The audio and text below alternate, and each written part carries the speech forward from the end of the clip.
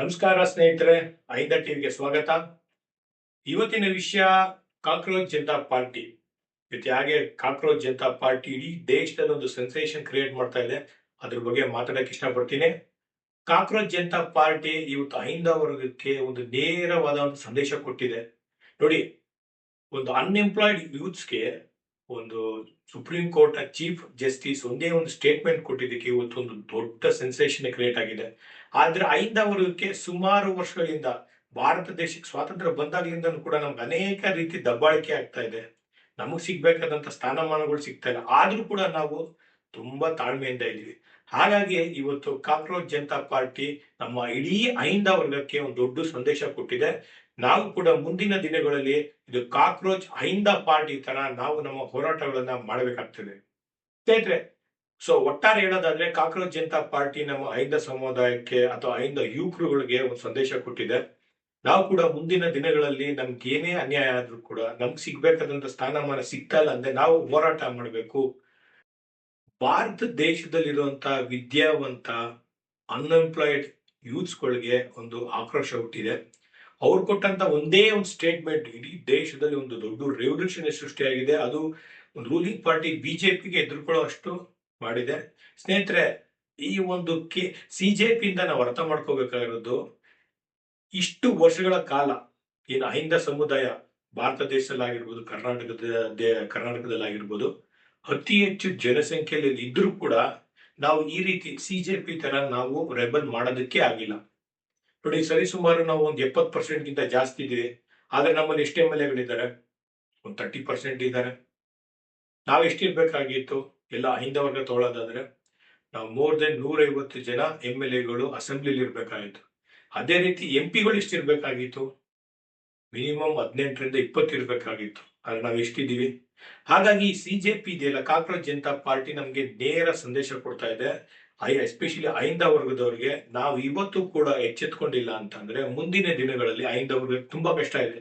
ಹಾಗಾಗಿ ನಾವು ಇವತ್ತು ಎಲ್ಲ ಸಾಮಾಜಿಕ ನ್ಯಾಯದ ಪರವಾಗಿ ನಿಂತ್ಕೋಬೇಕಾಗ್ತದೆ. ನೀವು ಯಾವ್ದೇ ಪಕ್ಷ ಆಗಿರ್ಲಿ, ಬಿಜೆಪಿ, ಕಾಂಗ್ರೆಸ್, ಜನತಾ ದಳ ಅಥವಾ ನೀವು ಯಾವ್ದೇ ಪಕ್ಷ ಆಗಿರ್ಬೋದು, ಆದ್ರೆ ಅಹಿಂದ ಪರವಾಗಿ ನಿಮ್ಮ ಹೋರಾಟ ಇರಬೇಕಾಗ್ತದೆ. ಮುಂದಿನ ದಿನಗಳಲ್ಲಿ ಜಾತಿ ಗಣತಿ ಅಥವಾ ಸೋಶಿಯೋ ಎಕನಾಮಿಕಲ್ ಸರ್ವೆ ಏನ್ ಬರ್ತಾ ಇದೆ ಅದು ಖಂಡಿತವಾಗ್ಲೂ ಅದು ಇಂಪ್ಲಿಮೆಂಟ್ ಆಗ್ಲೇಬೇಕು. ಆ ಇಂಪ್ಲಿಮೆಂಟ್ ಆದಾಗ ಕರ್ನಾಟಕದಲ್ಲಿ ಅನೇಕ ಬದಲಾವಣೆಗಳು ಆಗುತ್ತೆ. ಹಾಗಾಗಿ ಕಾಕ್ರೋಚ್ ಜನತಾ ಪಾರ್ಟಿ ಬರೀ ಒಂದು ಅನ್ಎಂಪ್ಲಾಯ್ಮೆಂಟ್ ಇರುವಂತಹ ಯೂತ್ಸ್ಗಳು ಸೃಷ್ಟಿ ಮಾಡಿದ್ದಂತಲ್ಲ, ಇದು ಅನೇಕ ಅಹಿಂದ ವರ್ಗ ಕೂಡ ನಮ್ಮ ಸಾಮಾಜಿಕ ನ್ಯಾಯನ ಒತ್ತಿ ಒತ್ತಿ ಕೇಳುವಂತಹ ಒಂದು ಸಂದರ್ಭ ಬಂದಿದೆ. ಶಾಸಕಾಂಗ, ಕಾರ್ಯಾಂಗ, ನ್ಯಾಯಾಂಗದಲ್ಲಿ ಅಹಿಂದ ವರ್ಗ ಇವತ್ತು ನಮ್ಮ ಪಾತ್ರ ಎಷ್ಟಿದೆ ಅಂತ ನಾವು ಸಮಾಜಕ್ಕೆ ತೋರಿಸ್ಬೇಕಾಗಿದೆ. ಹಾಗಾಗಿ ನಾವು ನಮ್ಮ ಸಮಾಜ ಅಹಿಂದ ವರ್ಗ ಕಾಕ್ರೋಚ್ ಜನತಾ ಪಾರ್ಟಿನ ಅಪ್ರಿಶಿಯೇಟ್ ಮಾಡೋದಲ್ಲದೆ ಅವ್ರು ತಗೊಂಡಂತ ದೃಢ ನಿರ್ಧಾರ, ಶಿಕ್ಷಣ, ಸಂಘಟನೆ, ಹೋರಾಟ ಅಂತ ಏನು ಅಂಬೇಡ್ಕರ್ ಹೇಳಿದ್ರು, ಆತರ ನಾವು ಕೂಡ ಸ್ಪಾಂಟೇನಿಯಸ್ ಆಗಿ ರಿಯಾಕ್ಟ್ ಮಾಡ್ಬೇಕಾಗಿದೆ. ನಮ್ಮ ಹಕ್ಕುಗಳಿಗೋಸ್ಕರ ಹೋರಾಟ ಮಾಡ್ಬೇಕಾಗಿದೆ. ಇಲ್ಲ ಅಂತಂದ್ರೆ ತುಂಬಾ ಕಷ್ಟ ಆಗುತ್ತೆ. ಹಾಗಾಗಿ ಪ್ರತಿಯೊಬ್ಬ ಕಾಕ್ರೋಚ್ ಅಹಿಂದ ಪಾರ್ಟಿ ತರ ನಾವು ಇದನ್ನ ಸ್ಟ್ರಾಂಗ್ ಆಗಿ ತಗೊಂಡು ಕಾಕ್ರೋಚ್ ಜನತಾ ಪಾರ್ಟಿ ತರ ಒಂದು ಮಾಡೆಲ್ ನ ಫಾಲೋ ಮಾಡ್ಕೊಂಡು ಇವತ್ತು ನಮ್ಮ ಹಕ್ಕುಗೋಸ್ಕರ ನಾವು ಹೋರಾಟ ಮಾಡಬೇಕಾಗಿದೆ. ಕಾಕ್ರೋಚ್ ಜನತಾ ಪಾರ್ಟಿ ಯಾವ ಮಟ್ಟಿಗೆ ರೂಲಿಂಗ್ ಪಾರ್ಟಿನ ಎದುರಿಸಿದೆ ಅಂತಂದ್ರೆ, ಕೇವಲ ಒಂದೂವರೆ ವಾರ ಆ ಡಿಫರೆನ್ಸ್ ಅಲ್ಲಿ ಇನ್ಸ್ಟಾಗ್ರಾಮ್ ಅಲ್ಲಿ 20 ಮಿಲಿಯನ್ ಗಿಂತ ಹೆಚ್ಚು ಫಾಲೋವರ್ಸ್ ಆಗಿದ್ದಾರೆ. ಅದು ಕಾಂಗ್ರೆಸ್ ಪಾರ್ಟಿ ಮತ್ತು ಬಿಜೆಪಿ ಪಾರ್ಟಿಗಿಂತಲೂ ಕೂಡ ಜಾಸ್ತಿ ಸಂಖ್ಯೆಯಲ್ಲಿದೆ. ಅವ್ರು ಅದನ್ನೇ ಮಾಡ್ಬೇಕಾದ್ರೆ ಸುಮಾರು ವರ್ಷಗಳಿಂದ ಅವರು ಇನ್ಸ್ಟಾಗ್ರಾಮ್, ಫೇಸ್ಬುಕ್ ಉಪಯೋಗಿಸ್ತಿದ್ದಾರೆ. ಇದು ಕೇವಲ ಒಂದೂವರೆ ವಾರದಲ್ಲಿ 20 ಮಿಲಿಯನ್ ಗಿಂತ ಜಾಸ್ತಿ ಮೆಂಬರ್ಶಿಪ್ ಆಗಿದ್ದಾರೆ ಅಥವಾ ಫಾಲೋವರ್ಸ್ ಆಗಿದ್ದಾರೆ. ಕಾಕ್ರೋಚ್ ಜನತಾ ಪಾರ್ಟಿನ ಶುರು ಮಾಡಿದ್ದು ಅನೇಕ ನಿರುದ್ಯೋಗ ಹುಡುಗರುಗಳು. ಯಾಕೆ ಅಂತಂದ್ರೆ, ನಮ್ಮ ಸುಪ್ರೀಂ ಕೋರ್ಟ್ ಚೀಫ್ ಜಸ್ಟಿಸ್ ಆದಂತ ಸೂರ್ಯಕಾಂತ್ ಅವರು ಸ್ಟೇಟ್ಮೆಂಟ್ ಕೊಟ್ರು, ಇವತ್ತು ಅನ್ಎಂಪ್ಲಾಯ್ಡ್ ಯೂತ್ಸ್ ಎಲ್ಲ ಒಂಥರ ಕಾಕ್ರೋಚ್ ತರ ಅಂತ ಯಾವಾಗಲೂ ಸೋಷಿಯಲ್ ಮೀಡಿಯಾದಲ್ಲಿ ಟೈಮ್ ವೇಸ್ಟ್ ಮಾಡ್ತಾ ಇರ್ತಾರೆ ಅಂತ ಏನೋ ಒಂದು ಸೆಂಟೆನ್ಸ್ ಅವ್ರು ಹೇಳೋದು, ಸ್ಟೇಟ್ಮೆಂಟ್ ಕೊಟ್ರು.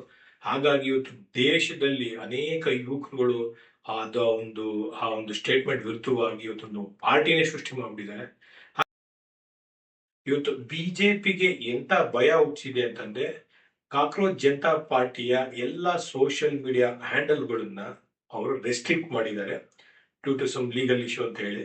ಜೊತೆಗೆ ಯಾವ ಒಬ್ಬ ಪಾರ್ಟಿ ಕಟ್ತಂತ ಅಭಿಷೇಕ್ ಅವ್ರಿಗೂ ಕೂಡ ಥ್ರೆಟ್ ಕಾಲ್ಸ್ ಬರ್ತಾ ಇದೆ ಅಂತೆ.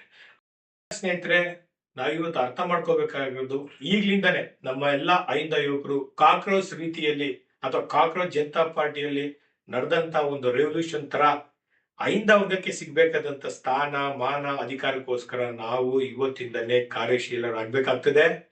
ನಮ್ಮ ಹಕ್ಕುಗಳಿಗೋಸ್ಕರ ಹೋರಾಟ ಮಾಡಬೇಕಾಗ್ತದೆ. ನವ್ ಆರ್ ನೆವರ್. ಇವತ್ತು ನಾವು ಮಾಡಿಲ್ಲ ಅಂದ್ರೆ ಭವಿಷ್ಯದಲ್ಲಿ ತುಂಬಾ ಕಷ್ಟ ಆಗುತ್ತೆ. ಎಲ್ಲ ಲೂಟಿ ಹೊಡೆದ್ಮೇಲೆ ಕೋಟೆ ಬಾಕ್ಲು ಮುಚ್ಚಿದ್ರು ಅನ್ನೋ ತರ ನಾವು ನಾಳೆ ದಿನ ಬರಿಗೈ ಆಗ್ಬಾರ್ದು. ಹಾಗಾಗಿ ಇವತ್ತು ಇಡೀ ಐಂದ ವರ್ಗದ ಯುವಕರು ಈ ಕಾಕ್ರೋಚ್ ಜನತಾ ಪಾರ್ಟಿ ತರ ನಾವು ಹೋರಾಟ ಮಾಡಬೇಕು. ನಮ್ಮ ಹಕ್ಕುಗಳಿಗೋಸ್ಕರ, ನಮ್ಮ ಅಧಿಕಾರಕ್ಕೋಸ್ಕರ, ನಮ್ಮ ಸ್ಥಾನಮಾನಕ್ಕೋಸ್ಕರ ನಾವು ಹೋರಾಟ ಮಾಡಬೇಕು ಅಂತ ಹೇಳ್ತಾ ಇವತ್ತಿನ ಸಂಚಿಕೆ ಮುಗಿಸ್ತಾ ಇದ್ದೀನಿ. ನಮಸ್ತೆ.